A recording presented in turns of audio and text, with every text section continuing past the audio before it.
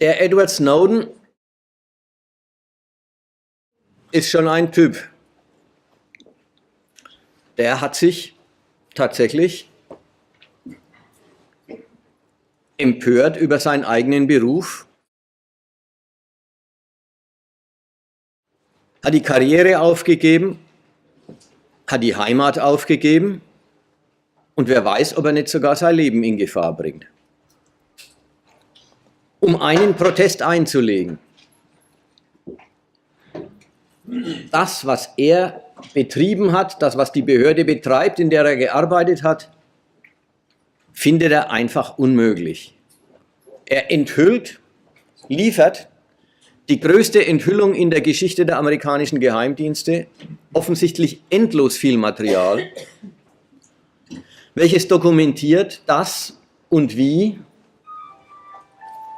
die amerikanischen Geheimdienste, speziell dieser Inlandsgeheimdienst NSA, National Security Agency und andere, und übrigens nicht nur die, auch Geheimdienste der verbündeten Demokratien, nicht zuletzt der BND und der Deutsche Verfassungsschutz,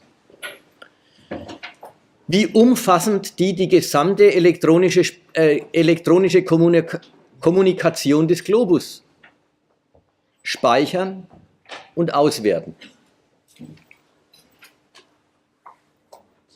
Offensichtlich nicht nur die amerikanische Bevölkerung, auch vielleicht sogar vor allem ausländische Telefonate, E-Mails, Gespräche. Man hört ja auch, dass die EU abgehört worden ist in New York. Die ganzen Bewegungsdaten von Bürgern, die Kontobewegungen, sodass man, wenn man will und einen Grund dafür sieht, ziemlich umfassende Bilder dessen, was Menschen treiben und meinen und womöglich vorhaben, erstellen kann. Warum enthüllt er alles das? Und zahlt den Preis, der ja damit wirklich verbunden ist für ihn.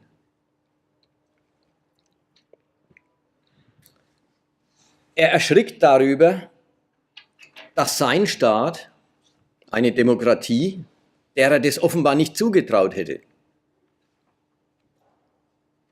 die Bürger wie zu überwachende Gefahrenquellen für den Staat behandelt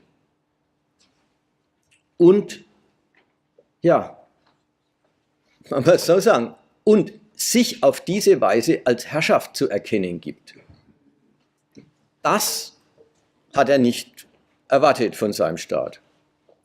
Ich lese mal vor, wie er sich da äußert und wie es von dem englischen Guardian aus durch die Weltpresse gegangen ist. Er sagt, also Snowden sagt, die National Security Agency hat eine Infrastruktur aufgebaut, die es erlaubt, fast alles abzuhören. Damit wird ganz automatisch das meiste an zwischenmenschlicher Kommunikation aufgenommen. Es muss noch nicht einmal beabsichtigt sein. Wenn ich mir Ihre E-Mails oder das Telefon Ihrer Frau ansehen wollte, so könnte ich das tun. Ich komme an Ihre E-Mails, Ihre Passwörter, Ihre Telefonverbindungen, Ihre Kreditkarten. Ich möchte nicht in einer Gesellschaft leben, die solche Dinge tut. Ich möchte nicht in einer Welt leben, in der alles, was ich mache und sage, der Name jedes Gesprächspartners, jeder Ausdruck von Kreativität, Liebe oder Freundschaft aufgezeichnet wird. Ich möchte das nicht unterstützen und ich bin nicht bereit, das zu akzeptieren. Also Snowden sieht,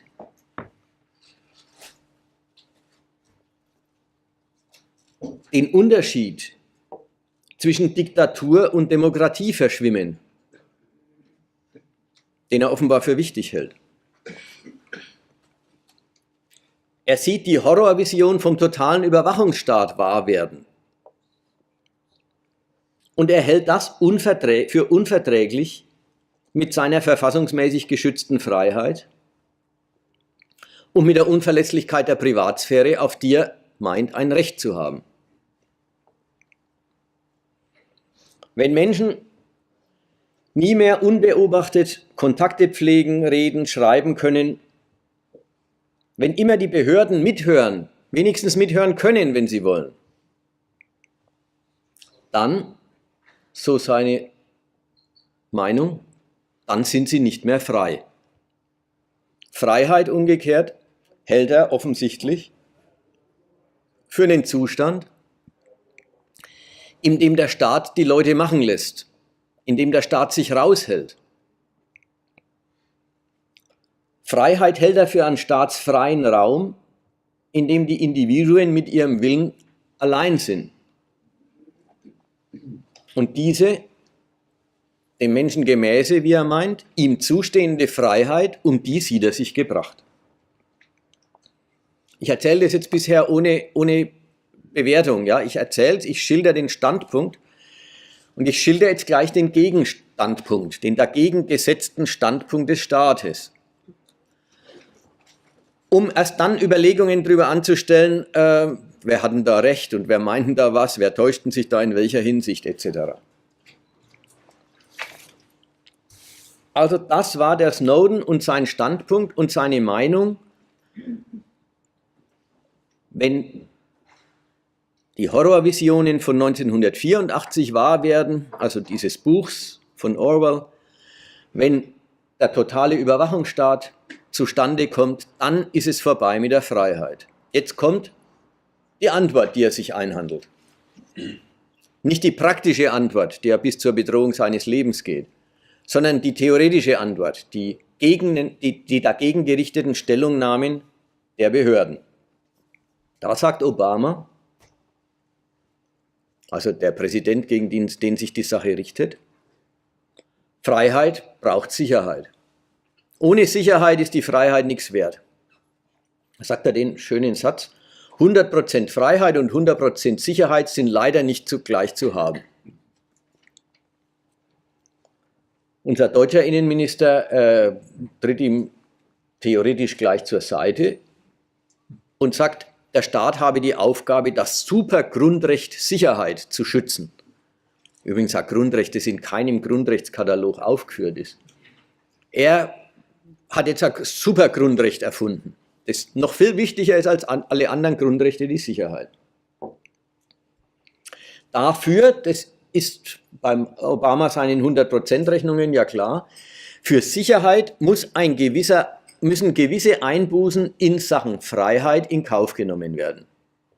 Für Sicherheit, die der Bürger braucht, so die Vorstellung, muss hingenommen werden, dass er eben auch einer gewissen Überwachung ausgesetzt ist.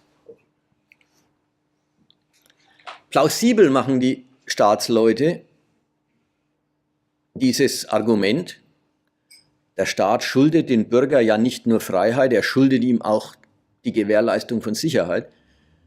Plausibel gemacht wird dieses Argument durch den Hinweis auf Gefährdungen, die es gibt.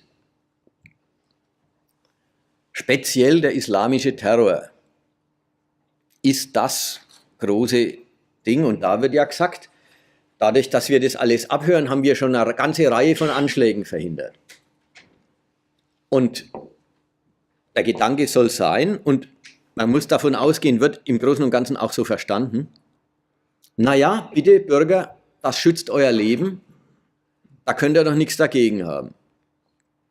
Jetzt möchte ich an der Stelle mal einen kleinen Ausflug machen in diese Geschichte mit dem islamischen Terror und dem Gedanken, der Staat muss die Bürger vor dem islamischen Terror schützen. Denn genau genommen muss man sagen, er schützt sie, wenn man das Schützen überhaupt ernst nehmen will an der Stelle, aber wenn, dann muss man sagen, er schützt sie vor einer Gefahr, in die er sie selber bringt. Woher kommen sie denn, die Al-Qaida-mäßigen Kritiker des Abendlands? Naja, aus Staaten, die sich von den großen Westmächten, Amerika an der Spitze, und dass Deutschland überhaupt auch in deren Visier gerät, kommt nur dadurch, dass Deutschland sich an der militärischen Weltbeherrschung beteiligt und in Afghanistan Soldaten stehen hat. Die kommen aus Ländern, die sich unterdrückt fühlen, wie zu Recht oder zu Unrecht, ist mal ganz wurscht.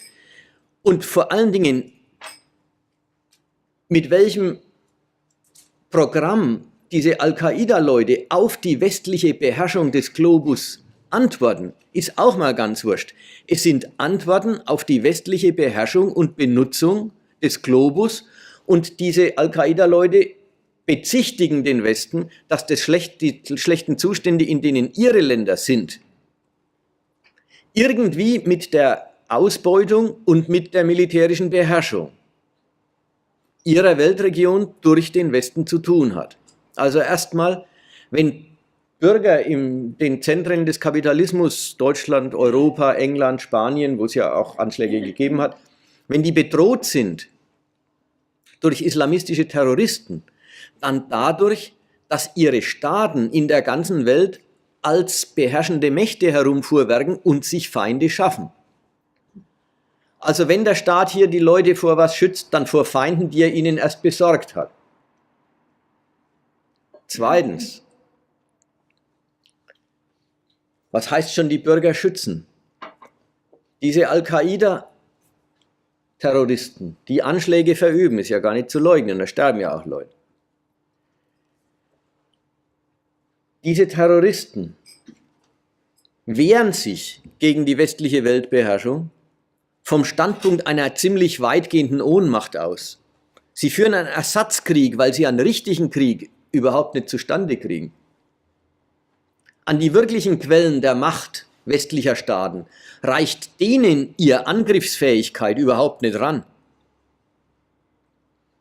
Sogar der Angriff auf diese New Yorker Bürogebäude waren keine Angriffe auf die wirklichen Zentren amerikanischer Macht, sondern auf die symbolischen Zentren amerikanischer Macht.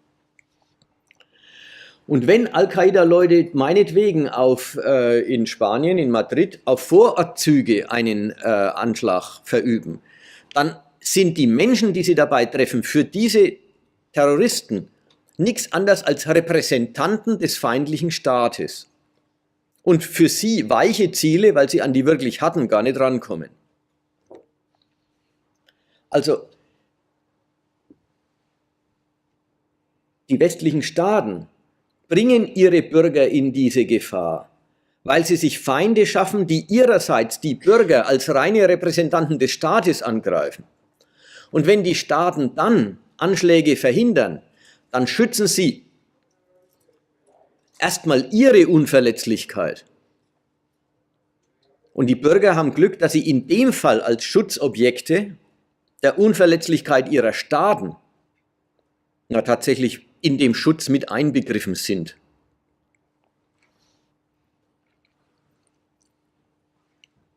Also wenn jetzt auf den islamischen Terror verwiesen wird, wird ja eigentlich schon wieder verlangt, Leute, seht euch von Al-Qaida bedroht.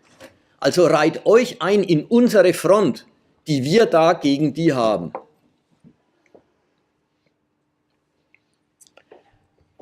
Was ich jetzt an dem Fall zeigen wollte, der Staat schützt ja gar nicht einfach das Leben der Bürger, er schützt sich gegen Feinde, die er sich schafft, und dabei sind die Bürger für beide Seiten Repräsentanten des Staates. So ist es im Grunde immer. Wenn der Staat sagt, er schützt die Bürger, wovor eigentlich? Na gut, Al-Qaida haben wir abgehandelt. Er schützt die Bürger vor Kriminellen. Wovor schützt er sie dann eigentlich? Vor welchen, die seine Gesetze übertreten. Genau genommen schützt er auch da nicht die Bürger, sondern seine Gesetze. Nehmen wir es mal ganz brutal. Nicht schützen tut der Staat, jeder einzelne europäische und alle beieinander, die Tausende, die im Mittelmeer ersaufen. Die werden nicht geschützt. Warum? Ja, deren Immigration ist ja illegal. Schutz gilt dem Gesetz, nicht dem Menschen. Das gilt auch umgekehrt.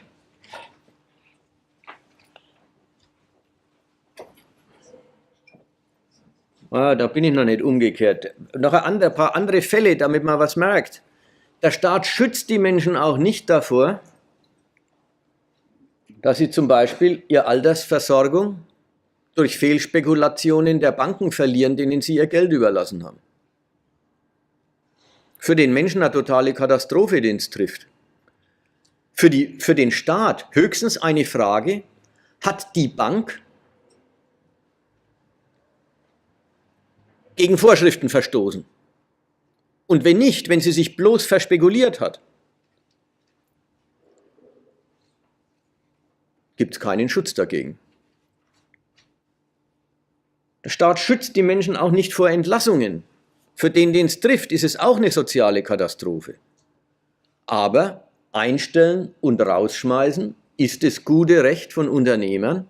Das ist legal und insofern gibt es dagegen keinen Schutz. Schützt der Staat die Leute vor Dieben? Sogar da muss man sagen, naja, genau genommen schützt er auch da wieder sein Recht und nicht den Bürger. In der Regel ist nämlich so, wenn jemand bestohlen wird und er macht die Anzeige bei der Polizei, dann geht die Polizei der Sache nach und wenn sie den Dieb erwischen, wird der Dieb bestraft. Oft genug haben die armen Wichte, die Diebstahl begehen, hinterher nichts mehr, was man ihnen wegnehmen kann. Mit dem Effekt, dass der bestohlene Bürger durch die Bestrafung des Diebs überhaupt nichts hat. Von der Bestrafung des Diebs überhaupt nichts hat, schon gleich keine Wiedergutmachung des Schadens, der ihm entstanden ist. Wiedergut gemacht wird nur der Schaden, der dem Recht entstanden ist, durch die Bestrafung. Genau genommen also, wenn der Obama sagt, Freiheit braucht Sicherheit, wir müssen schützen, wir schützen doch die Bürger, muss man sagen, genau genommen schützt der Staat nicht die Bürger, sondern sein Recht. Er schützt sich. Er sorgt für die Geltung seiner Vorschriften. Und die Bürger haben mal Glück, wenn sie da drunter fallen und dann der Selbstschutz des Staates sie sozusagen mit einbegreift. Und oft genug ist der Selbstschutz des Staates eine Sache, die begreift es einfach nicht ein. Wie jetzt gerade beim Fall des Diebstahls.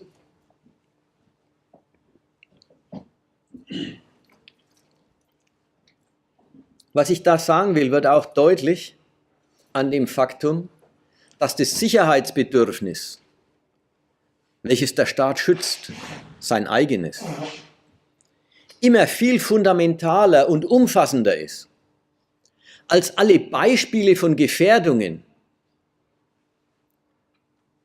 die die Regierenden eventuell aufzählen können. Der Staat wartet nicht mit seinem Schutz darauf, dass irgendwo eine Gefährdung auftritt, wie er ja auch mit der Aufstellung eines Militärs nicht darauf wartet, ob es einen äußeren Feind gibt. Ja, auch da ist es doch so. Der Staat hat ein Militär, einen braucht ein Militär und die Frage, ob er äußerer Feind ihn eigentlich bedroht, die stellt sich viel, viel später. Erstmal ist klar, es braucht ein Militär, dann kommt vielleicht die Frage, und wie groß muss es sein angesichts der Feinde, die es gibt. Aber dass ein Staat überhaupt ein Militär braucht, ist keine Frage der Feinde, sondern das ist eine Frage seiner Eigentümlichkeit. Er ist ein Gewaltmonopol und hält sich dadurch, dass er andere mögliche Gewalten abschrecken kann. Genauso ist es mit der Überwachung. Der Staat reagiert in Wahrheit mit seinen Überwachungstechniken nicht auf Bedrohungen, sondern er kommt ihnen zuvor. Er stiftet Sicherheit für sich, ganz unabhängig davon, ob und in welchem Maß und von wem er bedroht wird.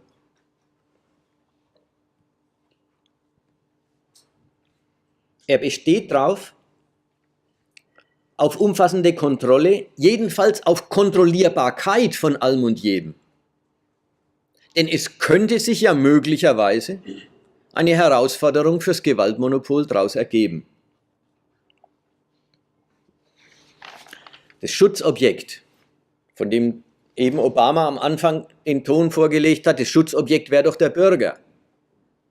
Das Schutzobjekt ist also zuallererst die Souveränität des Staates selber, die Unantastbarkeit des Gewaltmonopols, die Fähigkeit der Hoheit, Gehorsam für die eigenen Setzungen überall erzwingen und sicherstellen zu können und die Gewähr, dass die Obrigkeit ihre Gesellschaft im Griff hat.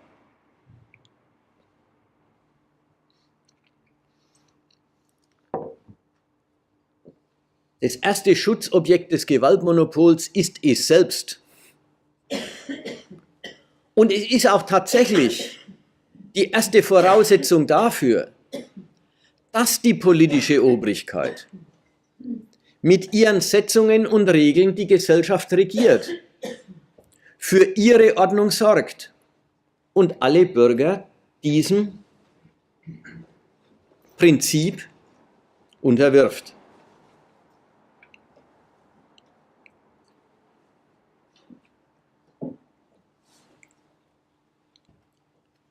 Alles, was der Staat stiftet, schafft, erlässt, durchsetzt, setzt die Unantastbarkeit des Gewaltmonopols voraus, auch die Freiheit, die er gewährt.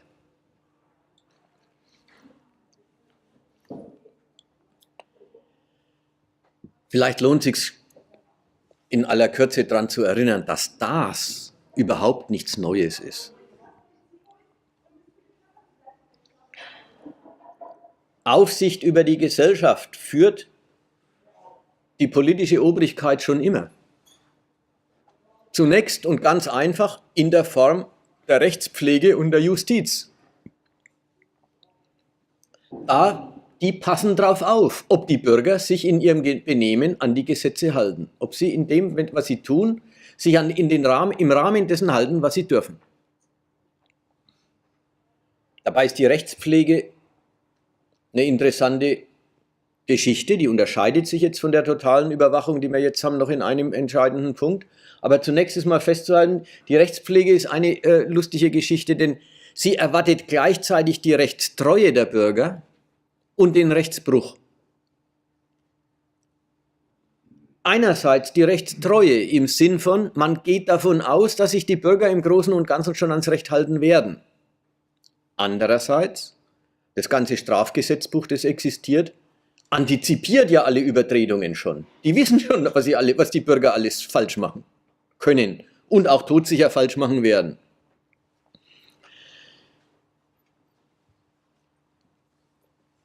Bei der Justiz ist der Staat allerdings relativ locker.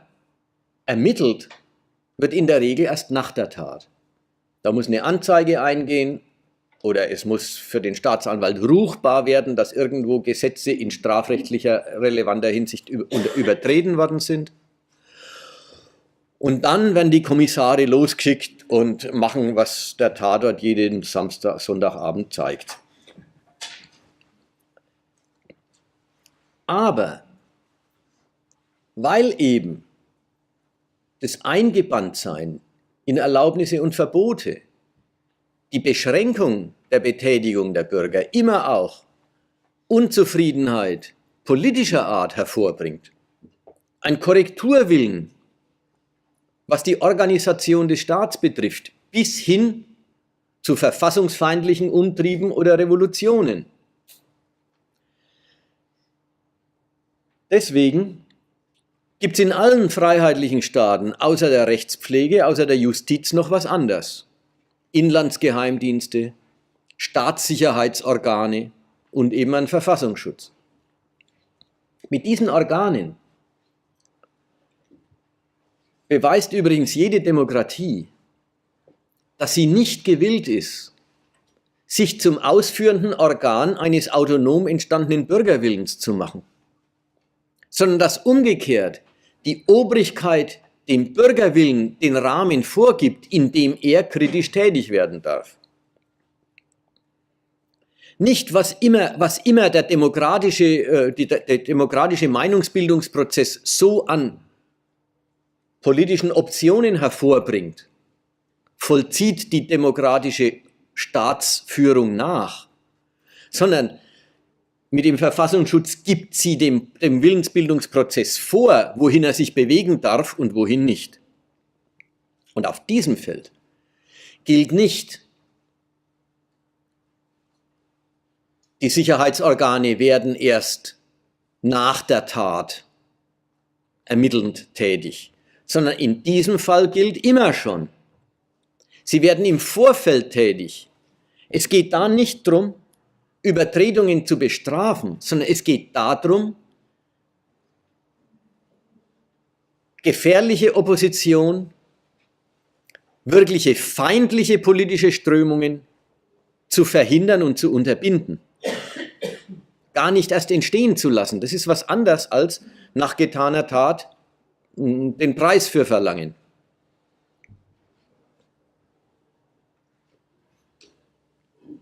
Deswegen nicht erst seitdem es das Internet gibt, gibt es eine Telefonüberwachung. Nicht erst seitdem es das Internet gibt, gibt es das, dass politische Versammlungen überwacht werden. Also diese Momente von Staatssicherheit sind uralt. Nichts davon ist neu. Neu ist zweierlei. Erstens, dass überhaupt mit dem Internet und der elektronischen Kommunikation man muss ernst nehmen, ein neuer gesellschaftlicher Raum entstanden ist, in dem erst die Frage ist, was hat denn der Staat dort verloren? Kann er überhaupt reinschauen? Darf er reinschauen? Da erledigen die Bürger viel drüber, übrigens auch viel Verbrechen. Internetkriminalität ist gar nicht so schlecht. Da gibt es einiges. Wird ganz schön Geld verdienen damit. Diese neuen Kommunikationsformen sind ja wirklich neue Erfindungen und es stellt sich für die Staatsorgane, die doch sonst die Gesellschaft immer im Auge behalten haben, schon die Frage, wie behält man eigentlich diesen Bereich im Auge? Naja, und die Antwort ist einfach. Das, was diese Idealisten des Internets gemeint haben, alles wird super transparent. Praktisch die Herrschaft hört auf, dadurch, Wikileaks, ja, dadurch, dass alles bekannt gemacht wird. Dadurch, dass die Staaten das Klüngeln nicht mehr machen können, die Politiker nicht mehr klüngeln können. Dadurch wird der Staat so durchleuchtet, dann können sie unmöglich mehr was gegen die Bürger machen. Diese ganze Idee, das neue Netz ist das Mittel einer viel umfassenderen Demokratie, hat sich jetzt super umgekehrt im Sinn von super transparent ist der Bürger für den Staat geworden. Was er treibt, ist bis ins Kleinste und Letzte verfolgbar und wenn man alles schön speichert, auch rückwärts wunderbar verfolgbar.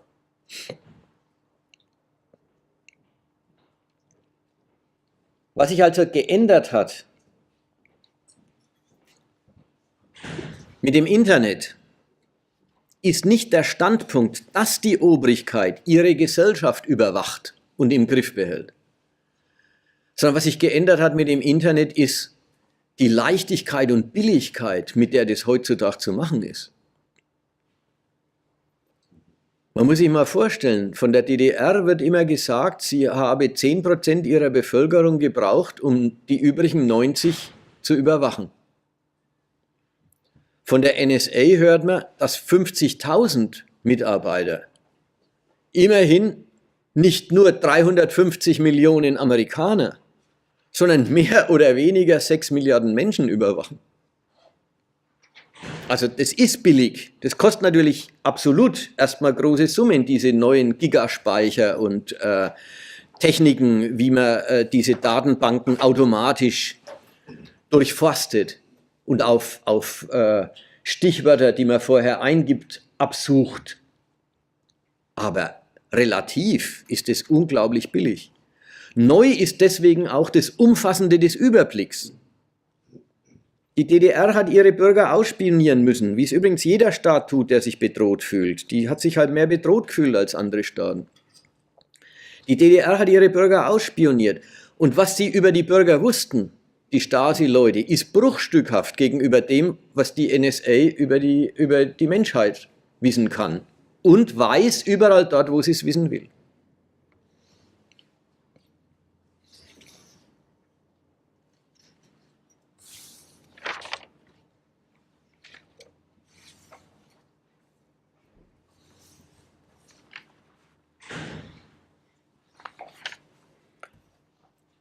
Jetzt kommt mal große Behauptung. Da habe ich jetzt schon vorgearbeitet mit der Erinnerung daran, dass das ja so neu und so anders wie normal gar nicht ist. Das ist der dritte Punkt. Also der erste war, was Snowden denkt, der zweite war, was für Antwort er sich einhandelt. Und an der Antwort einen Überblick über, was die Staaten ja tatsächlich tun, um ihre Gesellschaften im Griff zu halten. Drittens, ein Widerspruch zur Freiheit ist das alles nicht.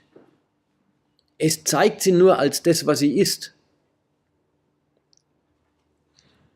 Eine Lizenz der Obrigkeit. Die Vorstellung Freiheit, das wäre, wenn der Staat sich raushält. Freiheit wäre dort, wo kein Staat ist ein gewaltiger Irrtum. Freiheit ist eine politische Definition des Bürgerwillens, die Staatsmacht vornimmt.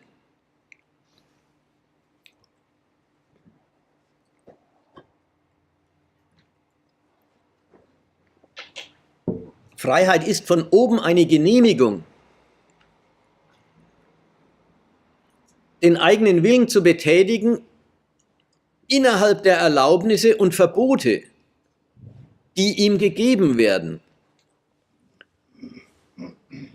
Freiheit wird gar nicht anders erlassen, als immer gleich versehen mit den Bedingungen und Beschränkungen, die zu ihrer Wahrnehmung dazugehören. Es gibt da eine große Verwechslung, auf die alle so Wert legen. Freiheit vom Bürger her verstanden. Und da ist jetzt der Snowden der radikale Repräsentant davon. Freiheit von Snowden her gedacht. Die fassen die auf wie, das ist was zu mir gehört. Eigentlich wie eine vorstaatliche Eigenschaft des Menschen. Wie was? Dazu, für die Freiheit brauche ich keinen Staat. Man denkt sich wie eine anthropologische Eigenschaft, eine Eigenschaft, die mit der Natur des Menschen einhergeht, weil er einen freien Willen hat. Aber die Freiheit in Gesellschaft, die politische Freiheit, ist nicht dasselbe wie der freie Wille, sondern es ist die Regel, wie der zu betätigen sei.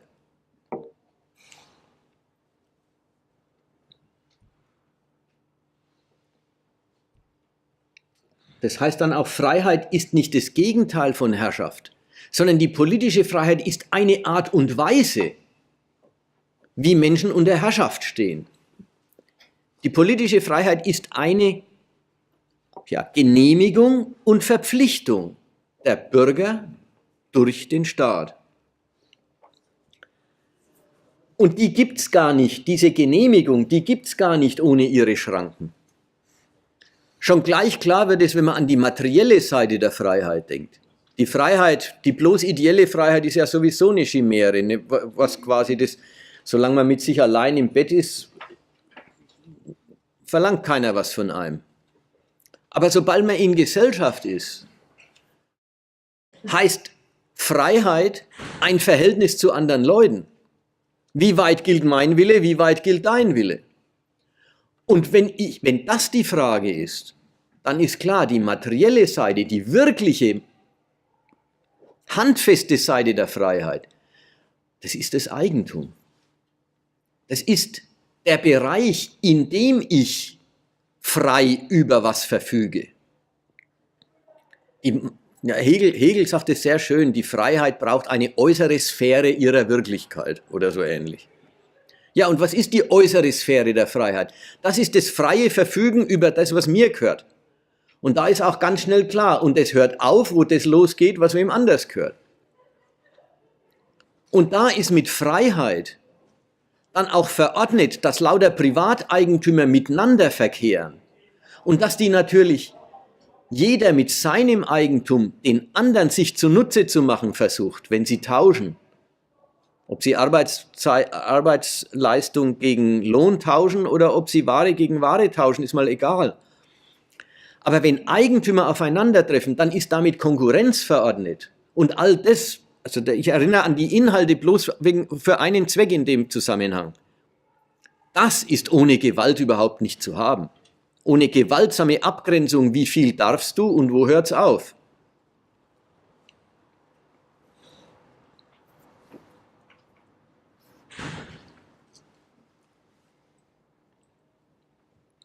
Also Freiheit, die wirkliche, die es gibt, nicht die eingebildete, wenn der Mensch mit sich allein ist, sondern die wirkliche Freiheit, ist ein politisch verordnetes Willensverhältnis der Menschen zueinander.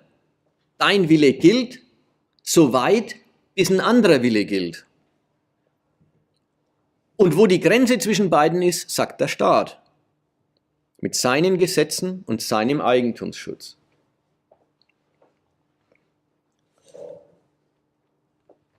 Diese Freiheit wird durch die Überwachung der Gesellschaft nicht nur nicht abgeschafft, sondern diese Freiheit braucht die Überwachung der Gesellschaft und lebt von ihr.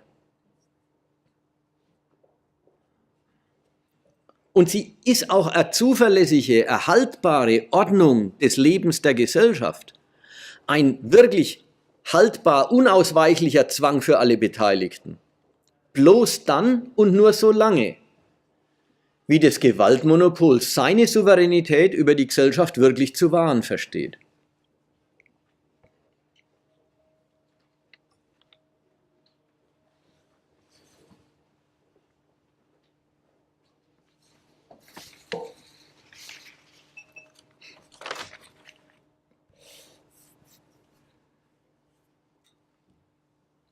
Deswegen gibt es, immer noch zum Thema Freiheit, vom Staat auch die Versicherung, und die ist leicht, weil sie stimmt ja auch.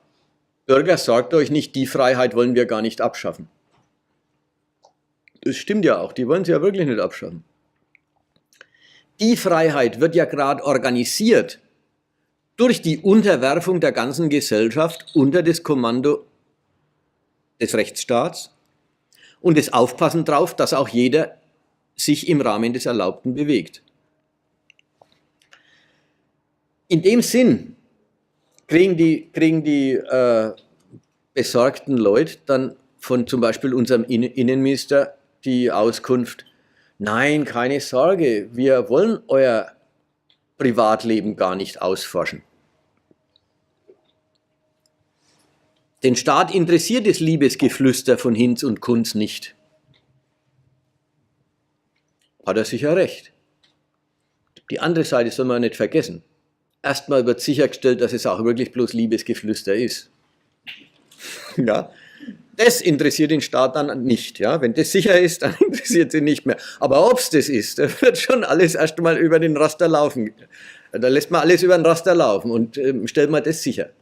Immerhin, auch Verabredungen zu Unerlaubten finden ja in der Privatsphäre statt. Wo sonst? Und dann kommt der Innenminister und sagt, also keine Angst, wir erfaschen gar nicht jeden aus. So als ob der Staat da eine Konzession machen würde, also als ob die Regierung da sagen würde, also wir halten uns da wo zurück. Die Wahrheit ist doch, sie stellen wirklich sicher, dass es bloß Liebesgeflüster ist, und das interessiert sie wirklich nicht. Also da hätten die Behörden ja was zu tun, wenn sie wirklich jeden Ehekrach nachvollziehen wollten. Also nicht über ihre Automaten, die tun es ja wirklich. Ob und bis ein Stichwort fällt. Sondern wirklich mit Typen, die sich hinsetzen und die einen Kopfhörer im Ohr haben und darauf aufpassen müssen. Also da wird dann auf eine ganz blöde Weise der zweckmäßige Vollzug der umfassenden Überwachung wie eine Art Selbstbeschränkung ausgegeben. Tatsächlich wird sich in überhaupt nichts beschränkt, sondern der Staat interessiert sich wirklich nur nicht für das, wofür er sich wirklich nicht interessiert.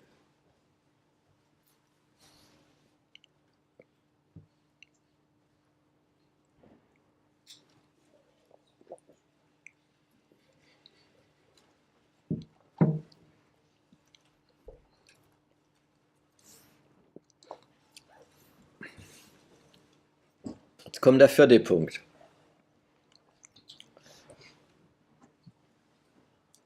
Also ich sage nochmal, der erste war Worüber Snowden erschrickt, die umfassende Überwachung. Und er meint, das ist das Ende der Freiheit. Dann kommen die Regierungen und sagen, nein, nein, das ist der Schutz.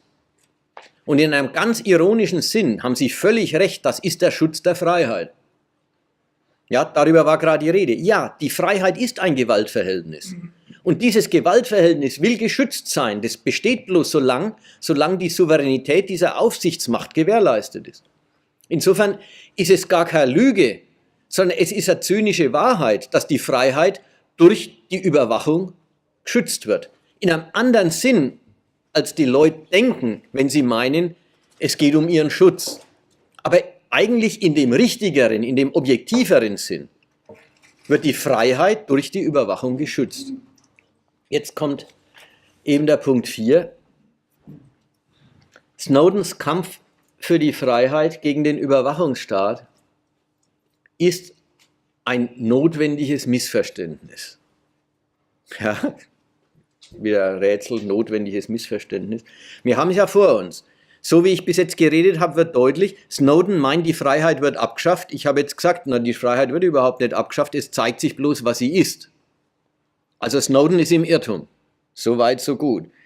Soll das jetzt einfach, lassen wir es drauf rauslaufen, das ist halt ein Blödmann, der hat sich getäuscht und opfert seine ganze bürgerliche Existenz seinem Irrtum. Hat er einfach nicht recht? Die Freiheit ist durch Überwachung gar nicht bedroht. Big Brother ist in Wahrheit ein Freund. Und Snowden versteht es nur nicht gut. Einerseits ja. Andererseits, sein Missverständnis ist ja ziemlich allgemein.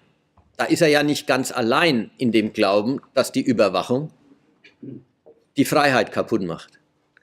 Und schauen wir auf den Staat selber, muss man sagen, der Staat selber trägt ja zu diesem Missverständnis bei oder zieht den Hut davor, er unterstützt es. Allein der Umstand, dass die Regierenden in Deutschland und in den USA irgendwie bemüht sind, die umfassende Überwachung geheim zu halten, ist ja sowas wie, als ob sie einen Widerspruch zur Freiheit verspüren würden. Ja, man bindet den Leuten, natürlich ist es nicht total unbekannt, es ist nicht total geheim, man weiß schon, dass es einen Verfassungsschutz gibt. Aber dennoch, man bindet es den Leuten nicht auf die Nase und bestraft umgekehrt diejenigen, die es bekannt machen. Und zwar ziemlich hart. Also der Staat quasi zollt dem Irrtum Respekt, fördert ihn selbst. Er fördert ihn auch dadurch, dass er seine Schnüffelei nicht mit seinem Souveränitätsbedürfnis, sondern mit dem Auftrag, die Sicherheit der Bürger zu gewährleisten, rechtfertigt. Auch da präsentiert sich die Staatsmacht als ein Diener am Bürger. Wie die Staatsmacht sagt, sie muss und sie hat der Freiheit der Bürger zu dienen, sagt sie auch, sie hat der Sicherheit zu dienen. Auch nach der Seite hin ist sie selber bereit zu sagen, die Freiheit wäre ein vorstaatliches Recht der Bürger, die der Staat dem Bürger schuldet. Und nicht, die Freiheit wäre eine gesellschaftliche Verkehrsform, die der Staat dem Bürger verordnet. Und wenn er sie dann beschwichtigt und sagt, ihr Privatleben soll ja gar nicht ausgeforscht werden, dann ist es auch noch ein Punkt, wo richtig der Staat ja so tut,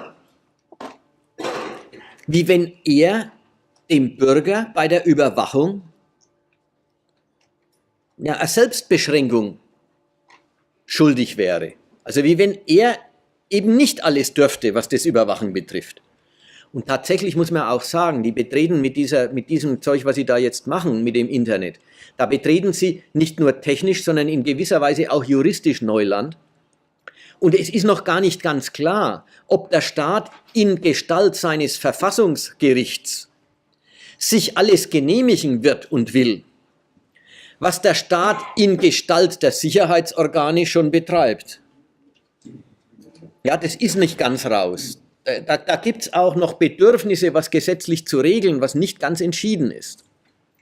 Also in all dem unterstützt der Staat Snowdens Irrtum.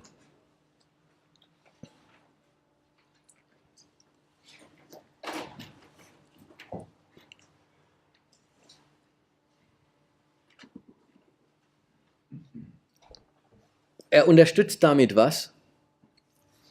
Was ziemlich unverzichtbar ist. Eben ein notwendiges Missverständnis war mein Prädikat vorhin. Es ist ziemlich unverzichtbar, dieses Missverständnis, denn zur Freiheit gehört einfach, dass man sie selber nicht für eine Verordnung hält. Ist das verständlich? Der Mensch kann sich nicht frei vorkommen, wenn er sagt, mir ist die Freiheit vorgeschrieben worden.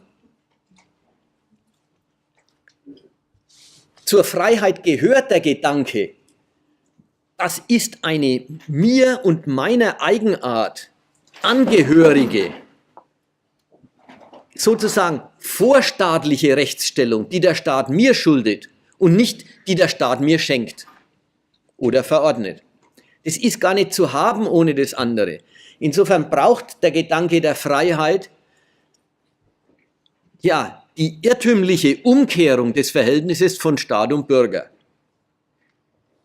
Die Umkehrung des Verhältnisses von Staat und Bürger im Sinn von, nicht der Staat definiert, was der Bürger für ein Kerl ist und der muss sich in den Erlaubnissen und Verboten bewegen, die der Staat da erlässt, sondern der Bürger ist das freie Wesen und der Staat hat ihm zu entsprechen und ihm diesen Zustand seiner Freiheit zu schützen. Diese Umkehrung, die gehört zur Freiheit einfach dazu. Wer die aufgibt, wer sagt, ich habe es jetzt verstanden, die Freiheit ist eine verordnete Verkehrsform zwischen den Menschen, der ist ja schon halb dabei, sie nimmer zu wollen. Der ist ja schon halb, jedenfalls ist er provoziert zu der Frage, und zu welchem Zweck ist es dann verordnet worden? Wozu ist es dann gut? Mindestens das stellt sich sofort ein, wenn man sich mal klar macht, Freiheit ist eine verordnete Verkehrsform. Eine Weise, wie die Menschen miteinander zu verkehren haben, nämlich sich zu respektieren als freie Willen, aber bloß dann, wenn der freie Wille des anderen an der Stelle Recht hat. Und so lange braucht man niemanden gar nicht respektieren, solange man selber das Recht dazu hat. Also wer das richtige Verhältnis versteht, der ist nah an der Kritik davon. Zumindest ist er provoziert zu fragen, wozu wird es dann verordnet? Und zum freien Bürger gehört einfach, dass er glaubt, die Freiheit gehört zu ihm und der Staat wäre in der Pflicht, die Freiheit zu gewähren. Und nicht, der Staat hätte ihm die Freiheit vorgeschrieben. Nur wegen dieser notwendigen Umdrehung kann es zu dem Widerspruch kommen, an dem der Snowden leidet. Nur wegen der notwendigen Umdrehung kann der Schein eines Widerspruchs zwischen staatlicher Souveränität und allen dafür nötigen Mitteln der Selbstbehauptung des Gewaltmonopols und der Freiheit der Bürger entstehen. Nur wegen dem notwendigen Irrtum freier Menschen kann der Eindruck, der Staat mit seiner Allgewalt ist das Gegenteil, macht Freiheit kaputt. Nur deswegen kann das entstehen. Würden die Leute wissen, was Freiheit ist, würden sie sich über Überwachung nicht wundern.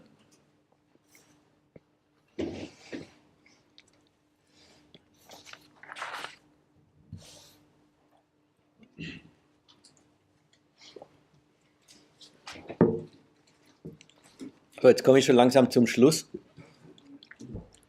Jetzt muss ich nämlich meinen radikalen Gedanken wieder ein bisschen abschwächen. Letzten Endes weiß dann die bürgerliche Welt auch wieder, dass dieser Edward Snowden ein ziemlicher Radikalinski ist und sie selber ganz so radikal auch wieder nicht sind. all die Zeitungen, die dieses Material aufgegriffen haben, zitieren ihn, feiern ihn zum Teil als Freiheitshelden, durchaus. Aber selber übernehmen sie so ganz den Gedanken, wenn der Staat überwacht, geht die Freiheit kaputt. Auch wieder nicht. Wenn man dann die Zeitungen liest, die eben das Material ausbreiten, dann geben die dem viel mehr den Ton,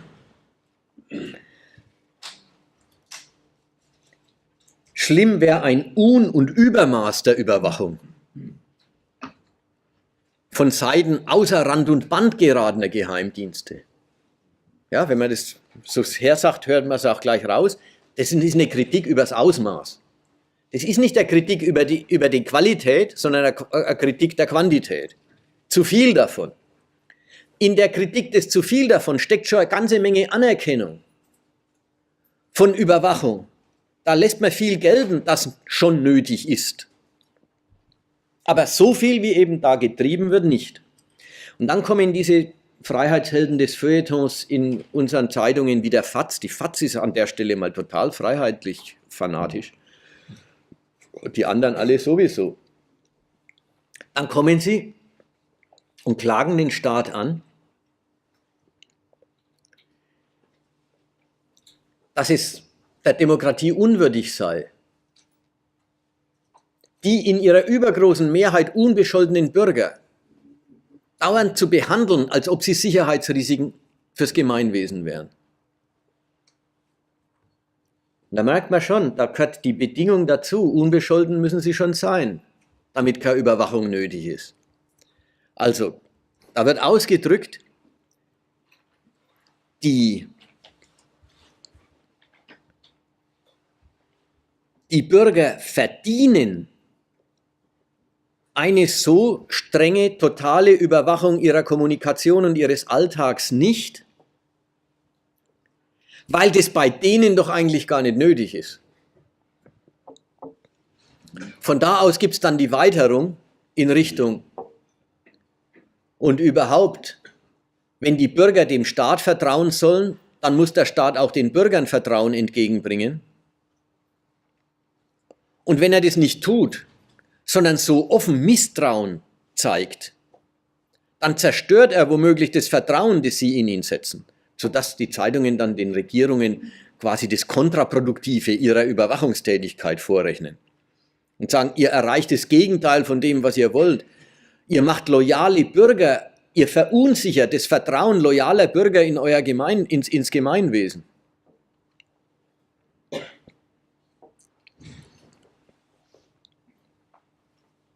In der Demokratie verdienen die Bürger keine Rundumüberwachung.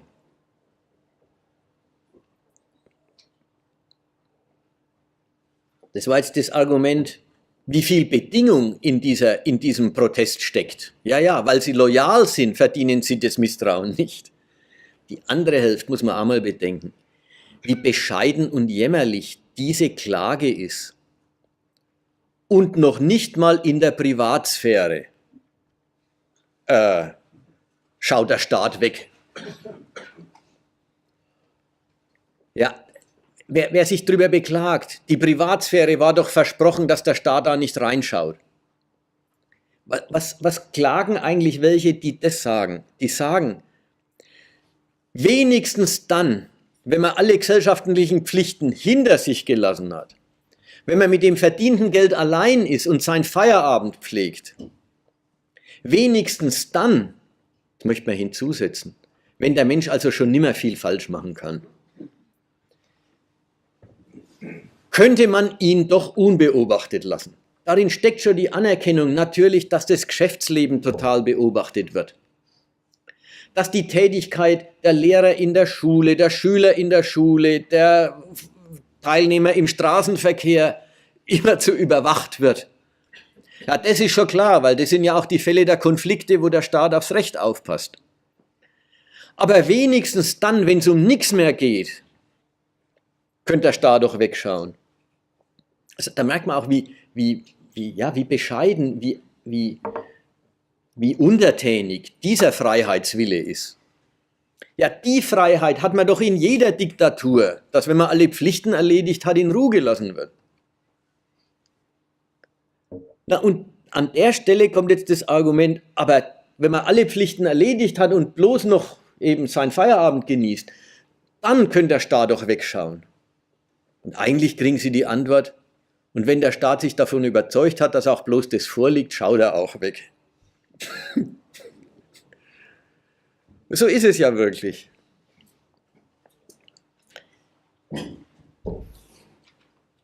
Kommen wir zu den allerletzten. Die allerletzte Mannschaft von der Sorte ist die, und die ist gar nicht so weit weg von denen, die sich empören, dass anständige Bürger überwacht werden. Ja, diejenigen, die sagen, die unbescholtene Bürger verdienen doch kein so ein Misstrauen. Die haben ja schon mitgeteilt, ja, wenn die bescholten wären, dann wäre es natürlich was anderes. Aber Unbescholtene verdienen doch kein Misstrauen. Jetzt kommen die unbescholtenen Bürger und drehen den Spieß rum und sagen, bei mir kann der Staat ruhig mithören. Ich habe nichts zu verbergen, habe also auch nichts zu fürchten. Und es sind gar nicht so wenig. Man merkt ja, es gab zu dem ganzen Zeug in der Öffentlichkeit immer auch, also in den Zeitungen, auch immer die Frage, ja, Sakrament, was ist denn eigentlich mit diesen Deutschen los? 1980, glaube ich, war es, da war mal eine Volkszählung, da hat der Staat vollständig unwichtige Sachen und auch noch vollkommen anonym wissen wollen. Wie viele Personen im Haushalt wohnen, ob es fließend Wasser gibt oder man auf dem Brunnen auf den Gang gehen muss, ob das Klo am Stock ist oder im Treppenhaus. Lauter so Zeug. Und damals gab es einen Riesenaufstand der damals jungen Menschen und irgendwie weithin, also die ganze Breite der Bevölkerung, einen Riesenaufstand gegen den Schnüffelstaat, der eine Volkszählung veranstaltet. Und jetzt kommt raus, der Staat schnüffelte in einer Weise, das ist um Größenordnungen anders als die damalige Volkszählung und letzten Endes hält sich die Aufregung ziemlich in Grenzen. Ja, warum? Weil sehr viele Leute sagen, bei mir kann er ruhig zuschauen, bei mir kann er ruhig mitlesen und mithören, bei mir gibt es nichts zu finden. Ich fühle mich nicht bedroht von Überwachung. Kann man ja ruhig gelten lassen, so ist es, so wird schon auch sein. Nur, was drücken die Leute damit aus? Wer so redet, bekennt, dass Freiheit ein sich bewegen in Erlaubnissen und Verboten ist. Und er bekennt, dass er schon weiß, dass die Freiheit aufhört, wenn man sich nicht mehr an die Erlaubnisse und Verbote hält. Und er sagt, für ihn ist es aber keine Beschränkung, weil er hält sich ja an alles. Also wer sagt, bei mir kann jeder mithören, ich habe nichts zu verbergen, der gibt zu erkennen, dass Freiheit eine Unterordnung ist. Ein Gehorchen gegenüber Erlaubnissen und Verboten. Also die halten jetzt wieder dieses Wissen gar nicht für einen riesen Widerspruch. Gegen das, dass sie sich gleichwohl frei fühlen. Obwohl das Bekenntnis hier ja schon ziemlich heißt, frei ist man, solange man nicht an der Kette rüttelt. Ja. Also das ist, wer sagt, ich habe nichts zu verbergen, meine Freiheit ist nicht bedroht durch Überwachung, der sagt schon, ja, frei bin ich, weil ich mich an die Gebote, solange und weil ich mich an die Gebote halte. So, jetzt bin ich eigentlich fertig.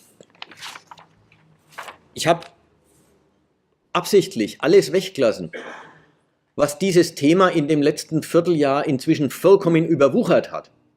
Nämlich die Geschichte, dass die Aufregung gar nicht mehr dem gilt, der Staat horcht den Bürger aus, sondern dass das Ganze verschoben worden ist zu dem Thema, der Ami horcht uns Deutsche aus. Ja, es ist gleich ein ganz anderes Thema geworden. Das erste, Snowden selber, der hat es quasi nach innen gerichtet gemeint. Er will nicht in einer Gesellschaft leben, die alles mithört. Die ersten Aufregungen, die immer alles mit eben der Horrorvision des totalen Überwachungsstaats in Zusammenhang gebracht haben, die haben das Verhältnis Staat-Bürger zum Thema gemacht. eben die Frage, geht die Freiheit kaputt? Inzwischen ist es die Frage, geht die deutsche Souveränität kaputt? Warum? Weil der Ami alles im Griff hat. Ja, und jetzt heute ist die Kanzlerin böse geworden, weil ihr Handy abgehört wird. Also, wie gesagt, jetzt ist es zu was ganz anderem verschoben worden, nämlich zum Thema Spionage zwischen Verbündeten. Und da können wir vielleicht auch was dazu sagen, aber das war mir jetzt alles nicht so wichtig und auch nicht so interessant wie diese Aufklärung über Freiheit, die in der Überwachung liegt.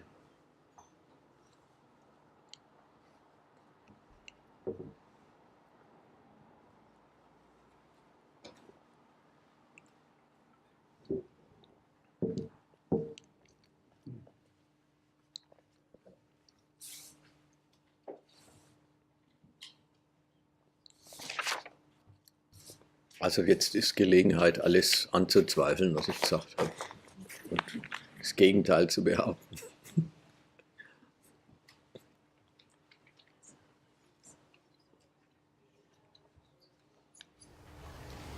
Sie sprachen davon, dass Obama das ja angezettelt hat, aber das ist doch schon viel länger, oder? Oder hat der Obama es einfach übernommen oder hat es noch verstärkt? Soweit ich weiß, ist es sicher viel länger. Obama habe ich bloß genommen, als es der jetzige Präsident der USA, und er hat diesen Satz gesagt, 100% Sicherheit und 100% Freiheit sind nicht zu haben. Also er hat, die müssen sich ja irgendwie äußern dazu, wenn jetzt das alles rauskommt. Und sie haben sich geäußert und sie haben gesagt, ja, dass wir die ganze Welt überwachen, ist klar. Und es ist auch nötig, denn wir haben die Bürger zu schützen vor islamischem Terror und anderen Gefahren. Und ja, der hat sich halt dahinter gestellt. Ansonsten kann man natürlich schon sagen, das Prinzip ist alt. Klar, mit dem Internet kommt eine neue Technik in die Welt, dann braucht es neue Techniken der Überwachung. Die Techniken können also unmöglich älter sein als das Internet. Auch klar. Insofern ist irgendwie auch einleuchtend, dass das natürlich in den letzten Jahren immer weiter perfektioniert worden ist. In den USA, auch speziell nach den Anschlägen auf dieses World Trade Center 2003? 2003 war dann schon der Irakkrieg. Ja. Also in Amerika natürlich speziell nach diesen Anschlägen ausgebaut, aber es wird sicher auch unter Obamas Regierung immer weitergegangen sein. Und die jeweils neueste Ausbaustufe geht sicher dann auch auf den neuen Präsidenten zurück. So ganz neu ist er inzwischen ja auch gar nicht mehr. Also ich habe keinen besonderen Wert darauf gelegt, zu sagen, Obama ist der Täter. Obama ist jetzt der Vertreter der Sache. Und bestimmt hat er seinen Anteil am Ausbau dieses Überwachungssystems. Also seine Administration, um es richtig zu sagen.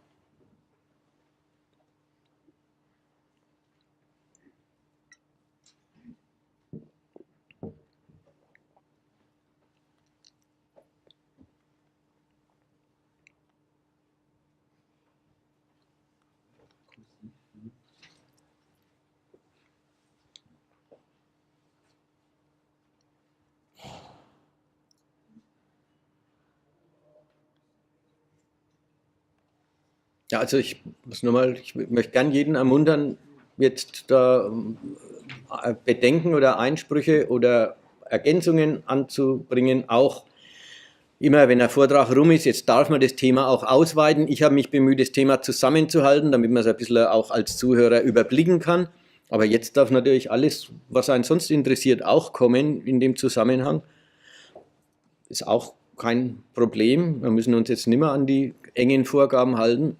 Aber ich verstehe auch, dass so Vorträge den Zuhörer erstmal ein bisschen geplättet zurücklassen und jetzt hat er alles gesagt gekriegt und dann weiß er gar nicht, was er jetzt eigentlich dagegen anstinken soll. Auch das ist in Ordnung. Ich hätte noch mal eine Frage zumindest. Kannst du noch was zu dem positiven Interesse des Staates sagen, nicht alles wissen zu wollen? Du hattest ja gesagt, beim Internet ist es noch gar nicht so raus, was sie überhaupt wissen wollen, ob das alles genehmigungsfähig ist quasi, ob er sich das selber genehmigen will. Und im Fortgang hast du dann gesagt, es gibt ein Interesse des Staates, dieses Missverständnis aufrechtzuerhalten und zu befördern. Wie ist das denn materiell positiv? Also was hat er davon, dass er nicht alles weiß über das, was seine Bürger freiheitlich so machen? Das ist ja nicht quasi nur deshalb, macht er ja wahrscheinlich nicht nur deshalb, damit es dieses Missverständnis gibt. Naja, die Hauptgeschichte ist schon, so eine Obrigkeit teilt sich auch ein bei dem, was sie alles im Auge behält und mit wie viel Aufwand. Und da muss man wirklich sagen, ja, früher ist dem Staat ganz bestimmt viel mehr entgangen. Nicht deswegen, weil er einen ganz anderen Standpunkt gehabt hätte, sondern weil der Aufwand, der nötig gewesen wäre, um so viel im Griff zu haben, wie er jetzt im Griff haben kann mit dem elektronischen Kommunikationswesen, weil da der Aufwand nicht dafür gestanden wäre. Genau in dem Sinn, meine ich, ist er auch, also wenn man an die materielle Seite denkt und nicht an die ideologisch Werbende, genau in dem Sinn gehen Sie auch jetzt vor und sagen, ja, Sie haben großes technisch ausgereifte Suchmaschinen, mit denen machen Sie nach dem Prinzip der Rasterfahndung Daten, von denen jedes Datum für sich nicht besonders aussagekräftig ist. Also irgendwer war irgendwann an irgendeinem Platz und ist da gefilmt worden und von einem Scanner erkannt worden. Jemand hat irgendeine Überweisung irgendwo getätigt und hat auf die Weise elektronische Spuren hinterlassen, hat Geld abgehoben und so weiter. Aber Sie haben Techniken, wo Sie diese Daten, von denen jedes Datum für sich nicht besonders viel bedeutet, auch keinen besonderen Verdacht begründet, die können Sie so kombinieren, dass für Sie verdächtige Muster entstehen. Und mit diesen automatisierten Verfahren gehen Sie den ganzen Datenstrom, der so generiert wird, durch. Das haben wir ja gestern gehört in den Zeitungen, 70 Millionen, 700 Millionen Gespräche aus Frankreich in einem Monat. NSA, alles gespeichert. Auch wichtig, auch dieses, wenn die immer sagen, Metadaten, ja, ist ja auch so ein Verfahren. Da hört man dann nicht das Gespräch ab, sondern man kriegt raus, wer wie lang mit wem telefoniert oder E-Mails ausgetauscht hat. Und das hat dann sofort die Bedeutung, 0, nix hast du ein Netz von Verbindungen, die eine Person, die du aus irgendeinem Grund für verdächtig hältst, mit ihrem gesellschaftlichen Umfeld pflegt.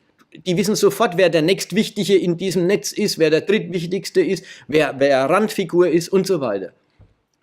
So, das ist alles automatisiert. Insofern wird alles durch die Mühlen gedreht, aber nur automatisch. Und erst wenn es dann klingelt, wenn dann die automatischen Suchverfahren irgendein verdächtiges Muster ausfiltern, dann kommt ein Geheimdienstmitarbeiter und sagt, da muss näher nachgeschaut werden. So, das alles halte ich erst einmal nicht für eine Beschränkung im Sinn von, der Staat versagt sich was oder er unterlässt was, sondern das halte ich für, das ist die einzig zweckmäßige Weise, das zu betätigen. Die können ja doch nicht wirklich jedes Gespräch mithören, da müssten sie ja die Menschheit verdoppeln. Also ist doch klar, die ganze umfassende Überwachung geht nur, weil sie automatisiert ist. Und in der Hinsicht beschränkt sich der Staat in gar keiner Hinsicht, wie die Dinge jetzt liegen. Natürlich hört er dann nicht in jedes wirkliche Gespräch auch mit einem leibhaftigen Aufpasser wirklich rein. Weil das will er ja wirklich gar nicht wissen, sondern nur eben, was nach den Techniken der Rasterfahndung irgendwelchen Verdacht begründet. So nach der Seite, meine ich, ist es kein Verzicht, sondern das ist die zweckmäßige Durchführung der Überwachung.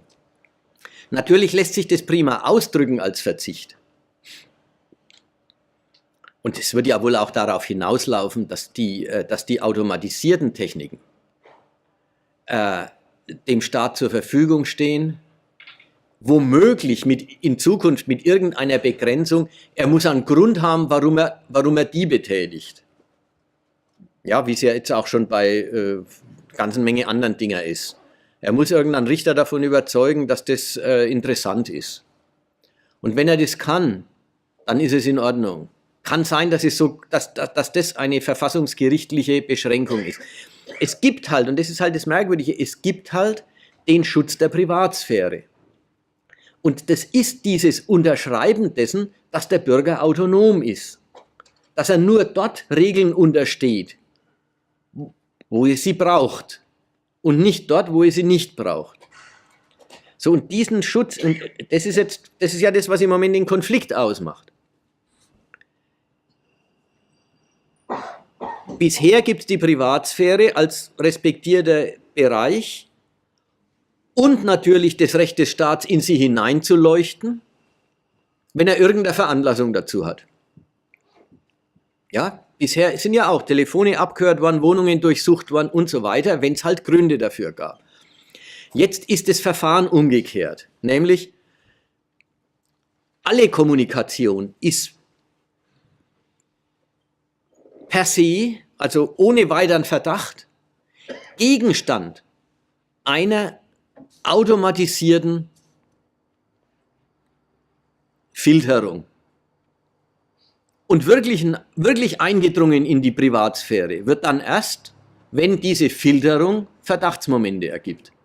Das ist die Umkehrung, die im Moment vorliegt. Ob die Gerichte da irgendwo noch sagen, da muss noch mehr Beschränkung her oder nicht, das ist jetzt gar nicht absehbar im Moment. Das ist richtig ein neues Feld und da ist auch gar noch nicht klar, wo das hinführt. Die Amerikaner sagen, einerseits, sie überwachen alles und andererseits, sie sind dabei, die Rechte der NSA neu zu regeln. Da ist noch nicht mal klar, ob das neue Regeln beschränken heißt, aber die sind gerade dabei, sie sagen der Welt, regt euch nicht auf, wir kümmern uns da selber drum. Also, die Privatsphäre ist schon ein wichtiges, also dieser bisher gültige Schutz der Privatsphäre ist ein wichtiges Moment dieser vorhin besprochenen ideologischen Umkehrung. Die Bürger unterliegen Regeln und ihrer Überwachung nur dort, wo es sie auch braucht, für ihren Verkehr. Und wo es das nicht braucht, unterliegen sie keiner Regelung. Das ist die alte Fassung. Aber das ist doch keine Schwierigkeit,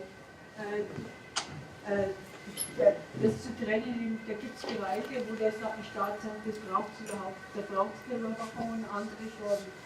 Wenn er Telefone abhört, dann ist doch alles, was der Mensch an Kommunikation mit anderen ausführt, überwacht.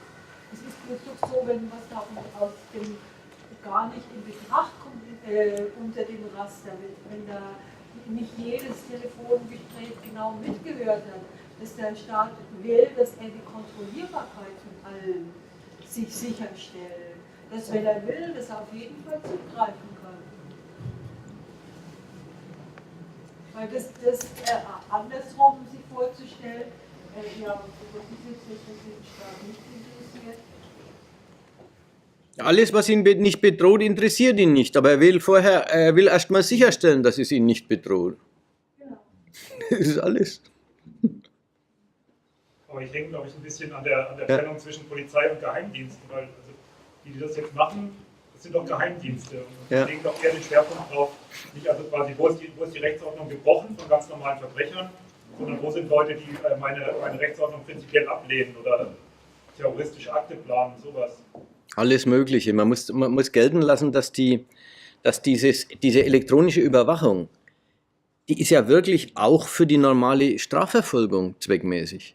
Nicht nur für Geheimdienstaktivitäten, nicht nur für Verfassungsschutz, für islamischen Terror oder sowas, sondern durchaus für alle Formen der Internetkriminalität, für Kinderpornografie, alles Mögliche. Auch dazu ist dieses Speichern und Zugänglichmachen der elektronischen Kommunikation ein Instrument.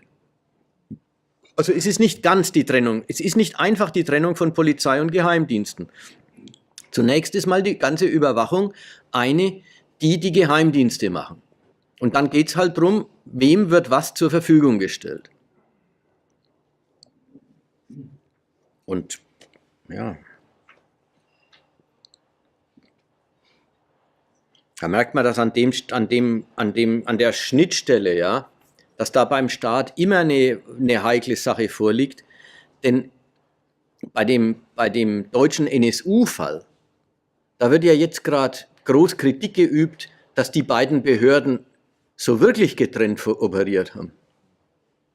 Also die hätten lieber mehr miteinander gemacht, ist da der Standpunkt. Ja.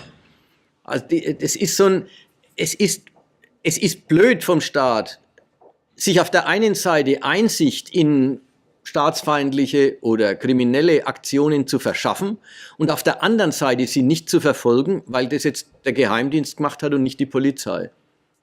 Das halten auch die Regierungen für ungute Fesseln. Andererseits, gerade in Deutschland ist es halt diese Erinnerung an den Faschismus und die Staatssicherheitspolizei, oder wie hieß die? Gestapo, geheime Staatspolizei hieß sie. Ja, die war das Doppelte von Geheimdienst und Polizei. Und das gilt als, das war also ziemlich undemokratisch. Aber auch wir, muss ich sagen, auch wir selber sind schon Opfer eines Übergangs geworden, damals, wie wir in das Visier des Verfassungsschutzes geraten sind. Eines Übergangs dessen, dass der Verfassungsschutz nicht nur Informationen gesammelt und weiter nichts damit gemacht hat, sondern dass er die benutzt hat, um uns zu schädigen und zu bekämpfen. Also auch da hat der Verfassungsschutz dann schon wie eine Staatsschutzagentur und nicht bloß wie eine Informationssammelstelle agiert. Also wie gesagt, die Trennung, einerseits wird die gesetzlich festgelegt und andererseits ist sie ein Widerspruch für einen Staat, der immer dann, wenn es braucht, auch durchlöchert wird. Wie gesagt, beim NSU sagt jetzt jeder, da hätte es gebraucht. Ja, da wird ja gerade gesagt, dass der Verfassungsschutz die Polizei nicht gewarnt hat.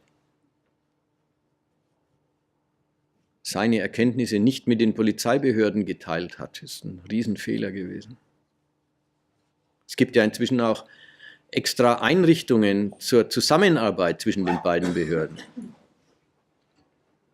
Ja, das gibt doch so eine, ich weiß nicht genau, wie das heißt, rechtsradikalen Datei oder so ähnlich, wo es richtig darum geht, so, da wird jetzt nicht mehr die Trennung aufrechterhalten, sondern da wird es kombiniert betrieben.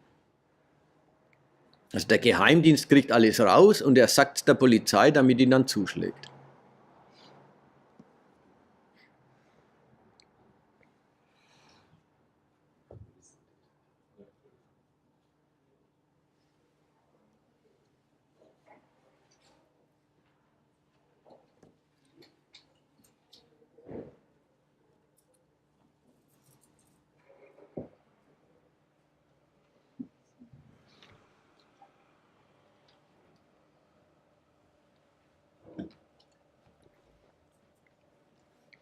Keine weiteren Redebedürfnisse, dann gehen wir auseinander.